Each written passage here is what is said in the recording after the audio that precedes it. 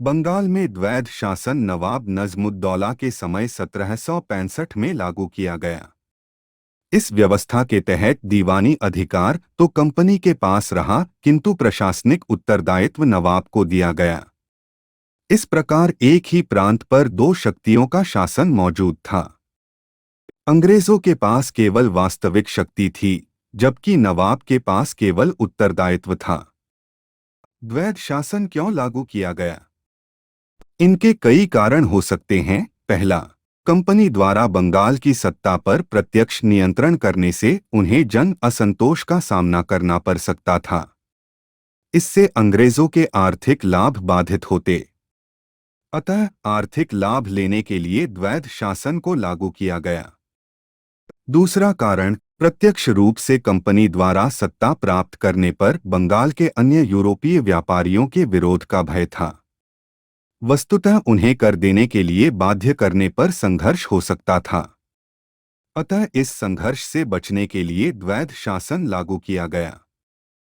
अगर द्वैध शासन लागू किया जाता तो प्रशासनिक कठिनाइयों का भी सामना करना पड़ता।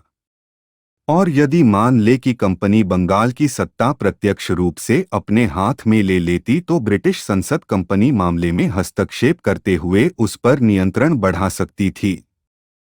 इसलिए भी ऐसे सरकारी नियंत्रणों से बचने के लिए द्वैध शासन लागू किया गया।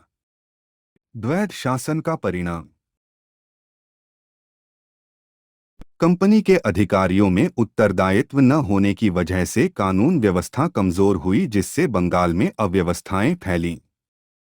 कंपनी द्वारा मनमाने तरीके से राजस्व निर्धारण से किसानों की स्थिति दयनीय हुई और कृषि में गिरावट आई। दरअसल द्वैध शासन से पूर्व 1764 से 65 में भूराजस्व की राशि 80 लाख रुपए थी, तो 1765 से 66 में 1,49,00,000 रुपए हो गई।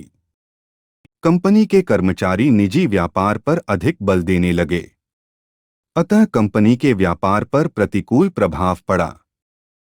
अंततः 1772 में वारेन हेस्टिंग्स ने द्वैध शासन की समाप्ति कर बंगाल में ब्रिटिश सत्ता की स्थापना की। इस तरह प्लासी से शुरू हुई प्रक्रिया पूरी हो गई।